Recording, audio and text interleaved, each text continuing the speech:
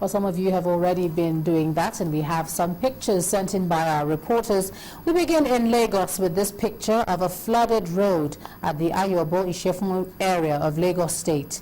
Our eyewitness reporter there says the state of the road is affecting residents who live in this area.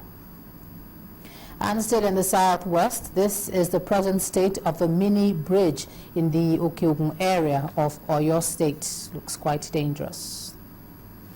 And in Kogi State, the Federal Medical Center Lokoja is deserted owing to the health workers' strike.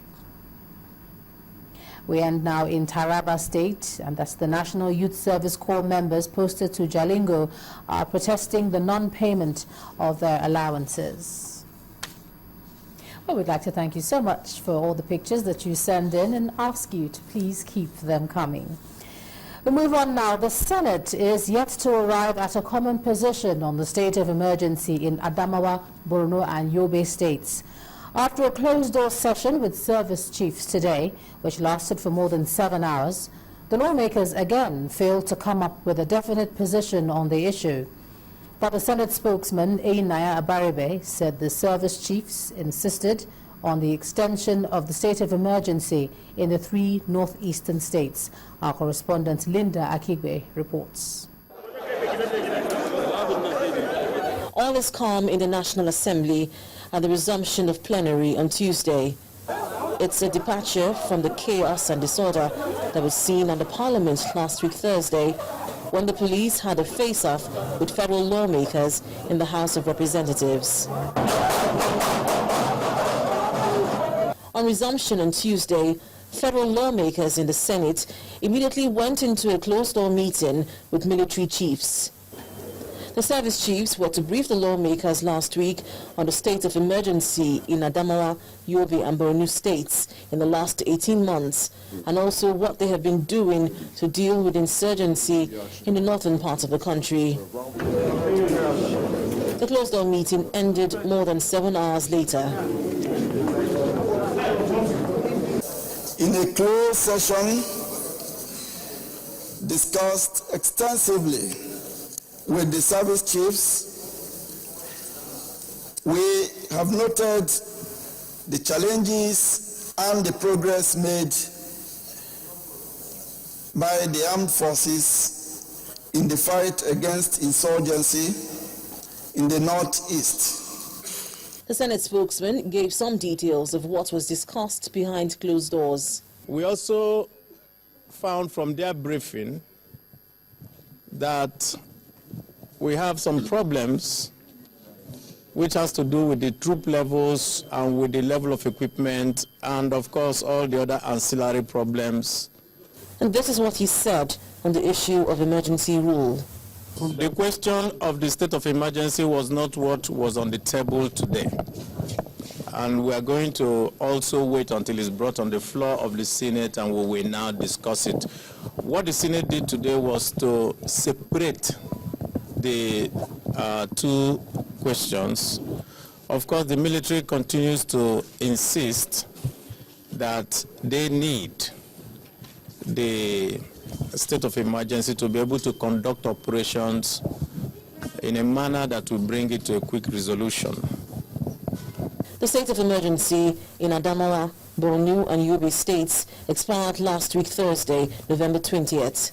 The inability of the Senate and the House of Representatives to approve an extension of emergency rule within the time frame stipulated by the Constitution in Section 305 means that the state of emergency has effectively ended in the 3 states. All eyes are now on the President to see his next move. Linda Akibi, Channels Television News. From security, we move to politics, and a 10-man committee has been set up by the People's Democratic Party to screen President Goodluck Jonathan ahead of the 2015 presidential election. The committee, headed by former national chairman of the party, Dr. Amadou Ali, has former Attorney General of the Federation and Minister of Justice, Bayo Ojo, as members, while Mr. Olushola Oke, a one-time national legal advisor of the party, is to serve as the committee's secretary.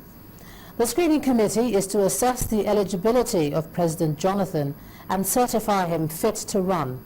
A presidential appeal panel led by the PDP national chairman Amadou Mwazu was also set up by the party. This committee is to look into any issue that may arise after the presidential primaries.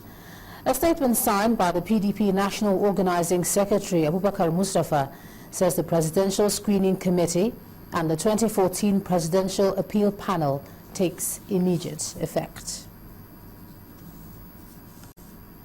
Now, the first step towards involvement of women in elected positions is for political parties to ensure that women seeking such positions are encouraged to win party primaries. Well, this is the view of the chairman of the Independent National Electoral Commission, Professor Atahiru Jega, who's called on political parties to implement 35% women representation during their primaries. Professor Jega made the call at a meeting with a group of female politicians and civil society groups in Abuja. Now, a Delta State governorship aspirant for the 2015 elections, Honorable Ndudi Elumelu, has promised to tackle insecurity by collaborating with traditional rulers in the state. Now, Honorable Elumelu, who launched his governorship campaign at the Oshimili South Arcade in Asaba, Delta State today, also told his supporters and party members who came to demonstrate their solidarity that he will put the people first if elected.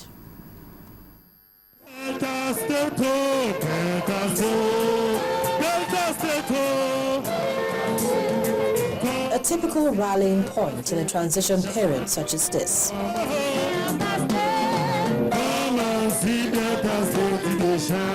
Supporters of one of the governorship aspirants for the 2015 governorship elections in Delta State, Honorable Ndudi Elumelu, trooped out to show solidarity for his ambition. Several party leaders then stepped forward to give their endorsement for Honorable Elumelu's governorship candidacy. I know what Ndudi stands for, and I know what he can do. Give him an opportunity, and Delta State will be a world of its own. I promise you, I assure you that. All the speeches set the stage for his declaration, and then came the moment everyone had been waiting for as the governorship aspirant, Honorable Elumelu, came out to declare his ambition. Why are people calling now? Ndudi come calling now. Ndudi. Godwin, Godwin, Godwin. And I, Ndudi, Godwin Elumelu, currently representing the good people of our North Church Federal Constituency in the House of Representatives, do hereby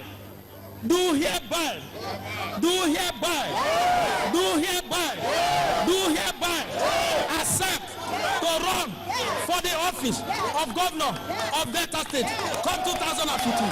I hereby ask for your prayers and support.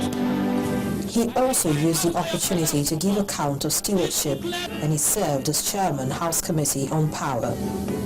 Under my leadership, as a member representing a North Church Federal Constituency, we have also created enormous employment that is unbeatable. We didn't stop at that. We went into action. We decided to procure 44 horses, which we distributed to each of the wards in the 42 wards of my federal constituency.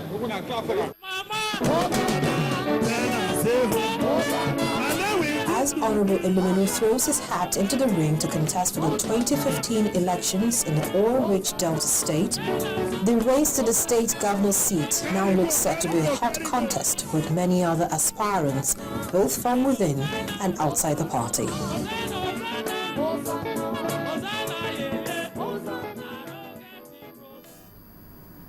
When the news at 10 returns, Nobel laureate Wole Soyinka calls for financing of cancer control centers in Nigeria. Do join us again.